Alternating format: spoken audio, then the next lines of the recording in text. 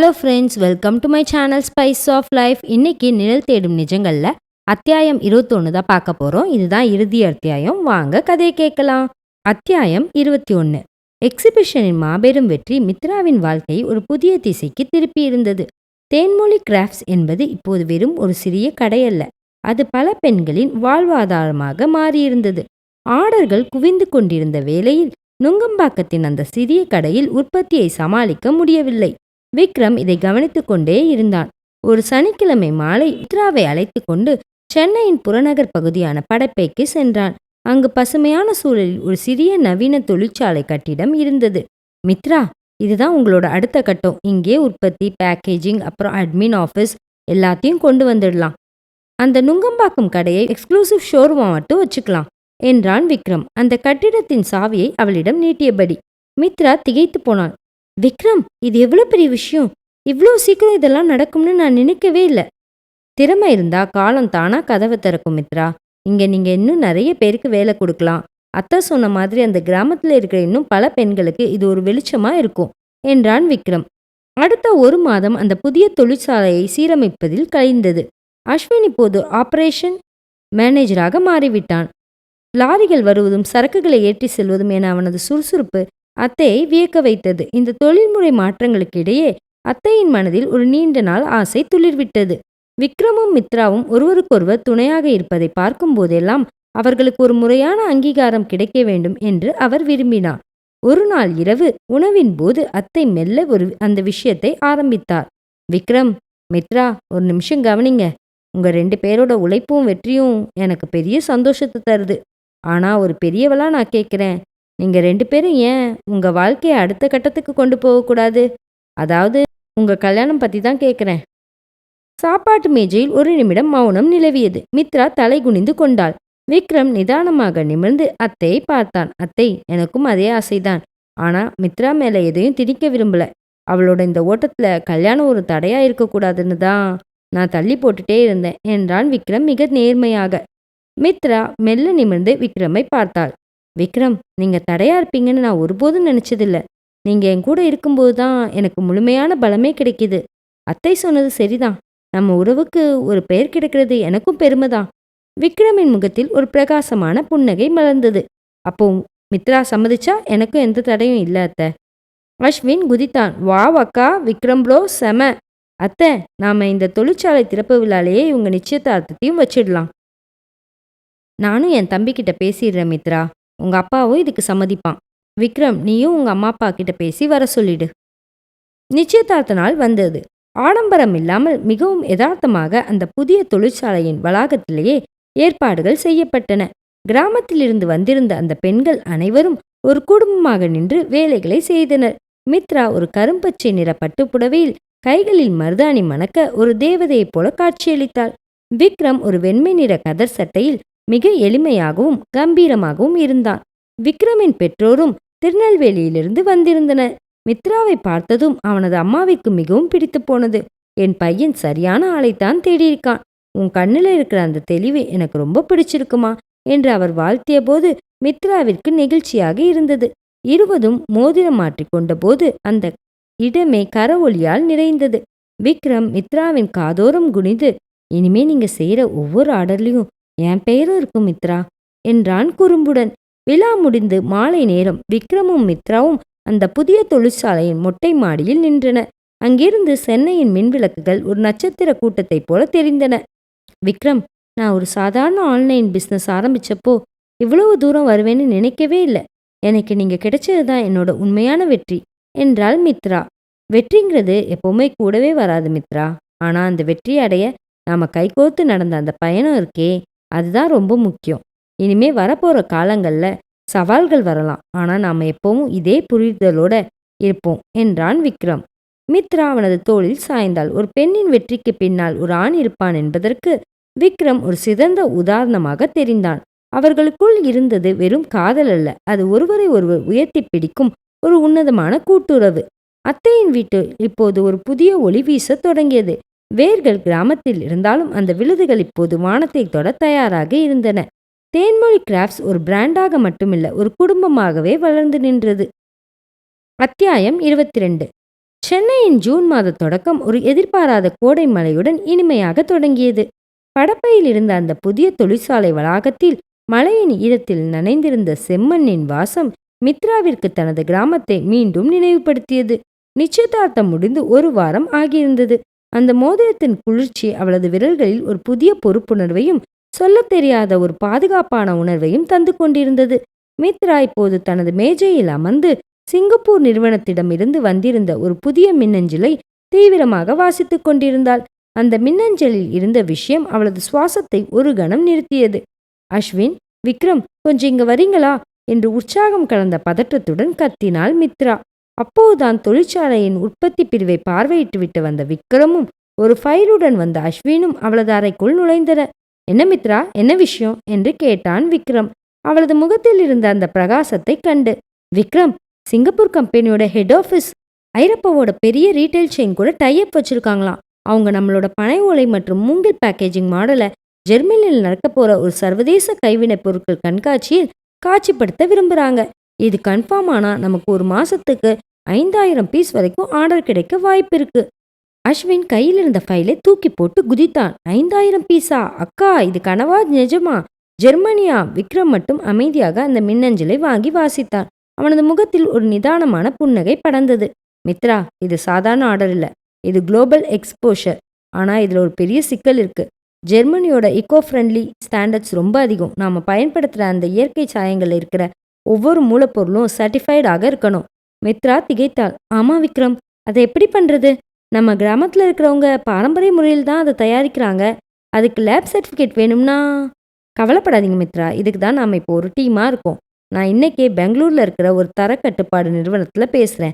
அஸ்வின், நீ நம்ம கிராமத்துல இருந்து அந்த சாயங்களோட சாம்பிள்ஸை உடனே வரவழை என்றான் விக்ரம். அவன் ஒரு தேர்ந்த மேலாளராக மாறி அந்த சவாலை தவிடுபொடியாக்கும் வழிகளை காட்டினான்.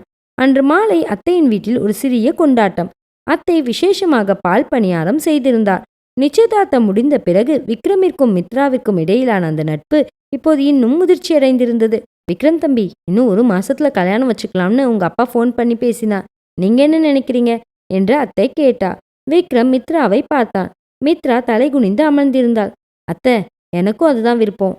ஆனா இப்ப மித்ராவோட பிசினஸ் ஒரு பெரிய லெவல போக போகுது. இந்த ஜெர்மனி ஆர்டர் விஷயமா அவளுக்கு நிறைய வேலை இருக்கும். கல்யாண வேலைகளுக்கு நடுவுல அவளை நான் கஷ்டப்படுத்த விரும்பல என்றான் விக்ரம். மித்ரா நிமிர்ந்து விக்ரமை பார்த்தாள். அவளது கண்களில் நன்றியும் நேசமும் கலந்திருந்தது. விக்ரம், நீங்க எப்பவும் எனக்காகவே யோசிக்கிறீங்க. ஆனா ஒரு விஷயம், இந்த வெற்றி எனக்கு கிடைச்சதுக்கு காரணமே நீங்க தான். நாம கல்யாணம் பண்ணிக்கிறதுனால என் பிசினஸ் பாதிக்கப்படாது. மாறாக அதுக்கு ஒரு பெரிய பலம் தான் கிடைக்கும்னு நான் நம்புறேன்.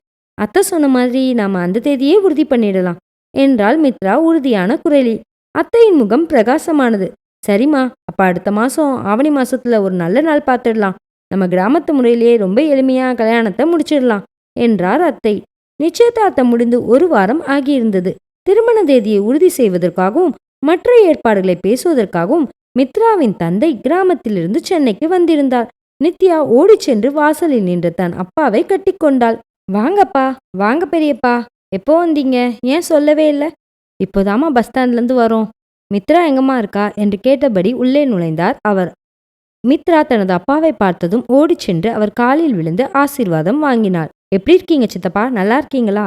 அப்பா, நீங்க நாளைக்கு தானே வரதா சொன்னீங்க? இருக்க முடியலம்மா, உன் கல்யாண பேச்சு அப்புறம் இந்த ஜெர்மனி ஆர்டர்னு அஸ்வின் ஃபோன்ல சொல்லிட்டே இருந்தான். அதான் நேத்தே நானும் உன் சித்தப்பாவும் கிளம்பிட்டோம் என்றார் அவர் பெருமையுடன். அத்தை சமையலறையில் இருந்து வெளியே வந்து, அண்ணா வாங்கண்ணா வாங்க, இப்பதான் மித்ரா கிட்ட உன் நினப்பா பேசிட்டு இருந்தோம்.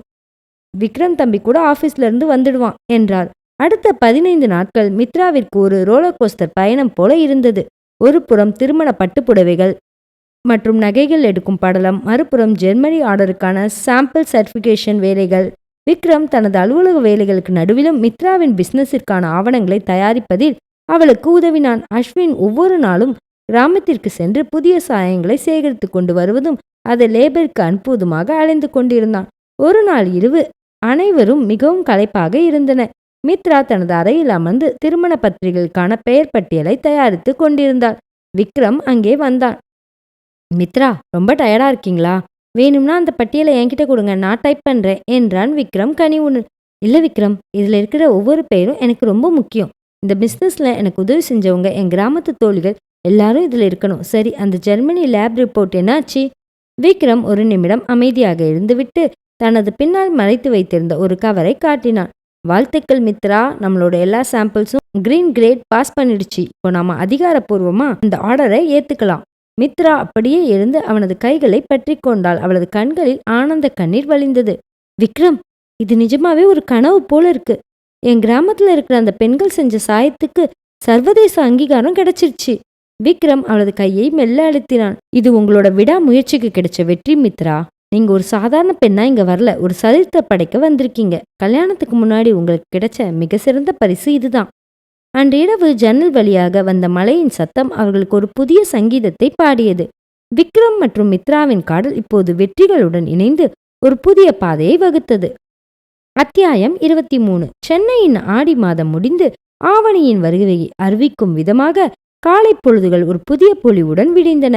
அத்தையின் வீடு இப்போது ஒரு திருமண கோலத்தை பூண்டிருந்தது. எங்கு பார்த்தாலும் பட்டுப்புடவைகளின் சரசரப்பும் உறவினர்களின் கலகலப்புமான பேச்சுகளும் நிறைந்திருந்தன. ஆனால் இந்த ஆரவாரங்களுக்கு நடுவே மித்ராவின் தொழிற்சாலை வளாகம் மட்டும் ஒரு தியான அறை போன்று நிசப்தத்துடனும் அதே சமயம் ஒரு இராணுவ கட்டுப்பாடனும் இயக்கிக் கொண்டிருந்தது. மித்ராவிற்கு இது ஒரு விசித்திரமான வாரம். ஒரு கையில் திருமணத்திற்கான மருதாணி வாசமும் மறு கையில் ஜெர்மனிக்கு அனுப்ப வேண்டிய இயற்கை சாயம் பூசப்பட்ட மூங்கில் நார்களின் மனமும் கலந்திருந்தது. திருமணத்திற்கு இன்னும் 4 நாட்களே இருந்தன. கிராமத்தில் இருந்த மித்ராவின் தோழிகளும் பெரியவர்களும் ஒரு வாரத்திற்கு முன்னரே வந்துவிட்டன. அத்தை அவர்களை நுங்கம்பாக்கம் வீட்டில் தங்க வைத்து ஒரு தாயாக கவனித்துக் கொண்டார். மித்ரா, இன்னும் ஏன் இந்த லேப்டாப்பை பார்த்துட்டு இருக்க? போய் அந்த பட்டுப்புடவைக்கு மேட்சா வளையல் வாங்க வேண்டாமா என்று அத்தை சமையலிருந்து அதட்டினார். இதோ வந்துட்டேன் அத்தை. ஜெர்மனி ஆர்டருக்கான ஷிப்பிங் டாக்குமெண்ட்ஸ் மட்டும் ஒரு வாட்டி செக் பண்ணிட்டு இருக்கேன் என்றாள் மித்ரா தன் கவனத்தை லேப்டாப்பிலிருந்து எடுக்காமல். அப்போது விக்ரம் உள்ளே வந்தான். அவன் கையில் ஒரு பெரிய அட்டை பெட்டி இருந்தது. மித்ரா, அதெல்லாம் நான் பார்த்துக்கிறேன், நீங்க அத்தை சொல்றத கேளுங்க. அப்புறம் இது உங்களோட திருமண பரிசு என்ற அந்த பெட்டியை அவளிடம் நீட்டினான். மித்ரா வியப்புடன் அதை பிரித்து பார்த்தாள். உள்ளே அவளது தேன்மொழி கிராஃப்ட்ஸ் லோகோ பொறிக்கப்பட்ட மிக மெல்லிய மூங்கில் இலைகளால் நெய்யப்பட்ட ஒரு நேர்த்தியான திருமண பை இருந்தது. அதன் பிடியில் மிக சிறிய முத்துக்கள் பதிக்கப்பட்டிருந்தன. விக்ரம், இது எவ்வளவு அழகா இருக்கு. நீங்களே செஞ்சீங்களா? நானும் அஸ்வினும் சேர்ந்து பண்ணினோம் மித்ரா. உங்களோட விசேஷ நாள்ல உங்களோட பிராண்ட் உங்க கூடவே இருக்கணும்னு நினைச்சோம் என்றான் விக்ரம். அவளது கண்களில் தெரிந்த அந்த மகிழ்ச்சியை ரசித்தபடி மித்ரா நெகிழ்ந்து போனாள். விக்ரம் அவளை ஒரு மணப்பெண்ணாக மட்டும் பார்க்கவில்லை, அவளது அடையாளத்தை அவளது வாழ்வின் ஒவ்வொரு அங்கத்திலும் இணைக்கும் ஒரு நண்பனாக தெரிந்தான். மதியம் தொழிற்சாலையில் ஒரு சிறிய இடைவேளை. அஸ்வின் அங்கு இருந்த வேலையாட்களுக்கு இனிப்புகள் வழங்கி கொண்டிருந்தான். அக்கா, ஜெர்மனி ஆர்டரோட முதல் 3000 பீஸ் பேக் ஆயிடுச்சு. விக்ரம் ப்ரோவோட ஆஃபீஸ்ல இருந்து ஒரு எக்ஸ்பர்ட் வந்து குவாலிட்டி செக் பண்ணிட்டு A+ சர்டிஃபிகேட் கொடுத்துட்டு போயிட்டார். இனிமே கவலைப்படாம நீ கல்யாணத்துல கவனம் செலுத்தலாம் என்றான் அஸ்வின் பெருமையுடன். மித்ரா அந்த தொழிற்சாலையை ஒரு முறை சுற்றி பார்த்தாள். 1 வருஷத்திற்கு முன்னால் சென்னை வந்தபோது அவளிடம் இருந்தது ஒரு சிறிய கனவு மட்டுமே. இன்று அந்த விழுதுகள் எவ்வளவு தூரம் படர்ந்திருக்கின்றன. மாலை நேரம் விக்ரம் மற்றும் மித்ரா மட்டும் அந்த பழைய வீட்டின் மொட்டை மாடியில் அமர்ந்திருந்தன. கீழே அஸ்வினும் நித்யாவும் திருமண பத்திரிகளை வரிசைப்படுத்தி கொண்டிருந்தன. விக்ரம், ஒரு விஷயம் கேட்கணும்னு நினைச்சேன். கல்யாணத்துக்கு அப்புறம் என் வாழ்க்கை மாறும்னு எல்லாரும் சொல்றாங்க. ஆனா எனக்கு அந்த பயமே இல்லை, ஏன்னா நீங்க என் கூடவே இருப்பீங்க என்றாள் மித்ரா. விக்ரம் அவளது கரத்தை பற்றினான். மித்ரா, வாழ்க்கை மாறும், ஆனா அது நல்ல விதமா மாறும். நாம இப்படியே தான் இருப்போம். ஒருத்தரோட வேலைக்கு இன்னொருத்தர் மதிப்பும் ஊக்கமும் தர இந்த தோழமை எப்பவும் குறையாது. அப்புறம் ஒரு முக்கியமான விஷயம், கல்யாணம் முடிஞ்சதும் 1 வாரம் நாம கிராமத்துக்கு போகலாம்னு இருக்கேன். அங்க இருக்கிற அந்த பெண்களுக்கு நேரடியா நன்றி சொல்லணும் என்றான் விக்ரம். மித்ரா அவனது முதிர்ச்சியை எண்ணி வியந்தாள். பெரும்பாலான ஆள்கள் திருமணத்திற்கு பிறகு வெளிநாட்டு சுற்றுலா செல்ல விரும்புவார்கள். ஆனால் விக்ரம் தனது வெற்றிக்கான வேர்களை தேடிச் செல்ல விரும்பினான். திருமணத்திற்கு முந்தைய நாள் மாலை நிச்சயதார்த்தம் முடிந்திருந்தாலும் திருமணத்திற்கு முன்னால் நடக்கும் அந்த சிறிய குடும்பச் சடங்குகள் அந்த வீட்டை ஒரு திருவிழா கோலமாக மாற்றியிருந்தன. அத்தை மித்ராவிற்கு நலுங்கு வைத்து கொண்டிருந்தார்.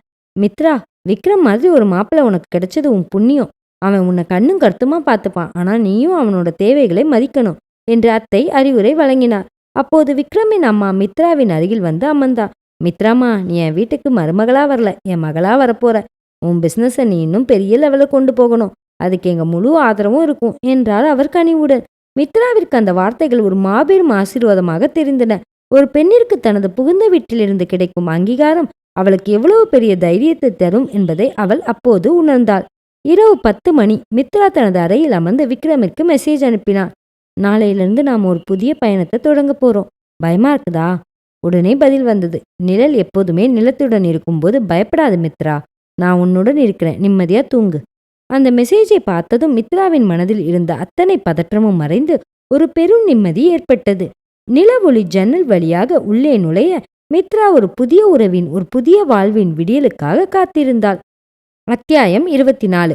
அந்த அதிகாலை பொழுது ஒரு மெல்லிய கிராமத்து சங்கீதத்துடன் விடிந்தது. மித்ராவின் திருமணத்திற்காக விக்ரம் எடுத்த மிக முக்கியமான முடிவு திருமணம் சென்னையில் அல்ல, மித்ரா பிறந்து வளர்ந்த அந்த சிறிய கிராமத்தில் நடக்க வேண்டும் என்பதுதான். நம்ம வெற்றியின் வேர்கள் இங்குதான் இருக்கு மித்ரா. அப்போ இந்த தொடக்கமும் இங்கிருந்துதான் இருக்கணும் என்று அவன் சொன்னபோது மித்ராவின் கண்கள் பனித்தன. கிராமத்தின் குலதெய்வம் கோயில் வளாகம் வண்ணமயமான பூக்களாலும் மாவிலை தோரணங்களாலும் அலங்கரிக்கப்பட்டிருந்தது. சென்னையில் பார்த்த நவீன அலங்காரங்கள் எதுவும் எங்கே இல்லை. ஆனால் அந்த மண்ணின் வாசனமும் உறவினர்களின் உண்மையான சிரிப்பும் ஒரு தனி அழகை தந்தன. மித்ராவோட அடர் சிவப்பு நிற காஞ்சிபுரம் பட்டுப்புடவையில் அத்தையின் கைப்பட கோர்த்த மல்லிகை சரங்களைச் சூடி தயாராக இருந்தாள். அவளது கைகளில் மருதாணி சிவப்போடு உழைப்பால் வந்த அந்த சிறு தழும்புகளும் இருந்தன. ஆனால் இன்று அவை அவளுக்கு தழும்புகளாக தெரியவில்லை, ஒரு சாதனை பெண்ணின் அடையாளமாக தெரிந்தது. மித்ரா, விக்ரம் வந்தாச்சு, கிளம்புவோமா என்ற அத்தை வந்து அவளது நெற்றியில் ஒரு சிறு திருஷ்டி பொட்டு வைத்தார். வாசலில் விக்ரம் ஒரு தூய வெண்பட்டு வேட்டி மற்றும் சட்டையில் மிக இயல்பாகவும் கம்பீரமாகவும் நின்றிருந்தான். அவன் கண்களில் தெரிந்த அந்த நிதானம் மித்ராவிற்கு எப்போதுமே ஒரு பெரிய பலத்தை தந்து வந்திருக்கிறது. இன்று அந்த பார்வை அவளை முழுமையாக தத்தெடுத்துக் கொள்வது போல் இருந்தது. ஊரே திரண்டு வந்திருந்தது. மித்ராவின் பிசினஸில் இணைந்திருந்த அந்த 30 கிராமத்து பெண்களும் தங்களது குடும்பத்தோடு வந்திருந்தனர். அவர்கள் ஒவ்வொருவரும் மித்ராவிற்கு சிறிய பரிசுகளை தந்தனர். சிலர் தாங்கள் கையால் நெய்த துணிகளையும், சிலர் தங்கள் வீட்டு தோட்டத்து கனிகளையும் அன்பளிப்பாக கொடுத்தனர். மித்ராமா, நீங்க எங்களுக்கெல்லாம் ஒரு வழிகாட்டியா இருக்கீங்க.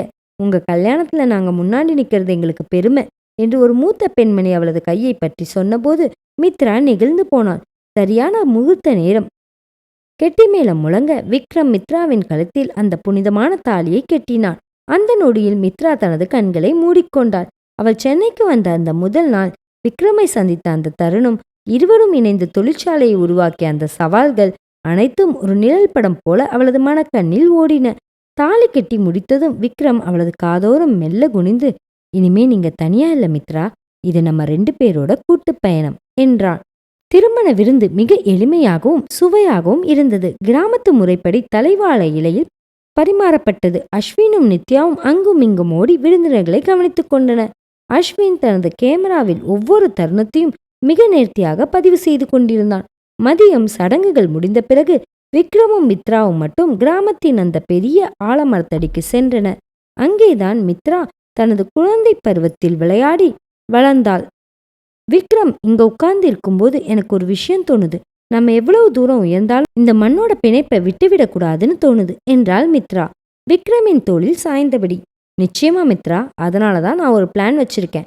நம்ம ஃபேக்டரியோட ஒரு கிளையை இந்த கிராமத்திலேயே ஆரம்பிக்கலாம். இங்க இருக்கிற பெண்களுக்கு வேலை கிடைக்கிறது மட்டும் இல்லாம மூலப்பொருட்களும் இங்கே கிடைக்கும். இதனால கிராமமும் வளரும், நம்ம தொழிலும் வளரும் என்றான் அவன். மித்ரா வியப்புடன் அவனை பார்த்தாள். விக்ரம், கல்யாணம் அன்னைக்கு கூட பிசினஸ் பத்தி தான் யோசிப்பீங்களா என்று கிண்டலாக கேட்டாள். விக்ரம் அவளது கையை பற்றி கொண்டு சிரித்தான். இது வெறும் பிசினஸ் இல்ல மித்ரா, இது நம்ம 2 பேரோட கனவு. உங்களோட அந்த தேன்மொழி கிராஃப்ட்ஸ் இப்போ நம்மளோட ஒரு குடும்ப அங்கமா மாறிடுச்சு. அதை வளர்க்கறது நம்ம 2 பேரோட கடமை. இரவு நேரம் கிராமத்து வீட்டில் நிலவொளி படர்ந்திருந்தது. அத்தை மித்ராவின் அருகில் வந்து அமர்ந்தார். மித்ரா, உன்னை பெரிய இடத்துல ஒப்படைச்சிட்டு நிம்மதி எனக்கு இருக்கு. விக்ரம் உன்னை கண்ணும் கருத்துமா பார்த்துப்பான். நீயும் அவனுக்கு நல்ல துணையாயிரு என்று சொல்லி அவளது தலையை வருடினாள். மித்ரா அத்தையை கட்டிக்கொண்டாள். அத்தை, நான் சென்னைக்கு வந்தப்போ எனக்கு யாருமே இல்லைன்னு நினைச்சேன். ஆனா நீங்க எனக்கு எல்லாமுமா கொடுத்தீங்க. விக்ரம் அறிமுகப்படுத்தினதுலேருந்து இன்னைக்கு இந்த கல்யாணம் வரைக்கும் எல்லாமே நீங்க தான். அன்றிரவு மித்ரா தனது டைரியை திறந்தாள். அதில் ஒரு புதிய பக்கத்தை தொடங்கினாள். இன்று எனது வாழ்வின் ஒரு புதிய அத்தியாயம் தொடங்கியிருக்கிறது. வேர்கள் இந்த மண்ணில் இருக்க, விழுதுகள் வானத்தை தொட தயாராக இருக்கின்றன. விக்ரம் என் சரிபாதி மட்டுமல்ல, என் ஆன்மாவின் பலம். ஜன்னல் வழியாக வந்த கிராமத்து காற்று மல்லிகைப்பூவின் வாசனையை சுமந்து வந்து அவர்களுக்கு ஒரு புதிய நம்பிக்கையை தந்தது. ஒரு பெண்ணின் வெற்றியும் அவளது குடும்ப பிணைப்பும் இணைந்த அந்த ஒரு முழுமையான வாழ்வு அந்த இரவு அத்தையின் கிராமத்து வீட்டில் ஒரு புதிய காவியமாக எழுதப்பட்டது. அத்தியாயம் 25. கிராமத்து திருவிழாவைப் போல நடந்தேறிய அந்த திருமணத்தின் நினைவுகள் இன்னும் பசுமையாக இருக்க மித்ராவும் விக்ரமும் சென்னைக்கு திரும்பினர். நுங்கம்பாக்கத்து அந்த பழைய வீட்டின் வாசலில் அத்தை ஆரத்தி எடுத்து அவர்களை வரவேற்றார். மித்ரா அந்த வீட்டிற்குள் நுழையும் போது அது அவளுக்கு ஒரு புதிய இடமாக தெரியவில்லை. மாறாக அவளது சொந்த வீடாகவே உணர்ந்தாள். ஆனால் இன்று அவளது கையில் இருந்த அந்த புகுந்த வீட்டு பானை அவளுக்கு ஒரு புதிய பொறுப்பை நினைவுபடுத்தியது. வா மித்ரா, வா விக்ரம், ஒரு வழியா எல்லாம் நல்லபடியா முடிஞ்சுது. இனிமே இந்த வீடு இன்னும் அதிகமா களைக்கட்டும் என்றார் அத்தை மகிழ்ச்சியுடன். நித்யா ஓடி வந்து மித்ராவை கட்டிக்கொண்டாள். அக்கா, இப்போ விக்ரம் எனக்கு அத்தான் ஆகிட்டாங்க. ஆனா எனக்கு எப்பவும் நீங்க அண்ணாவா இருந்தாதான் பிடிக்கும் என்றாள் குறும்புடன். விக்ரம் சிரித்து கொண்டே, நான் எப்பவும் உன்னோட அண்ணாதான் நித்யா. திருமணம் முடிந்து 3வது நாள் விக்ரம் அலுவலகத்திற்கு திரும்ப வேண்டியிருந்தது.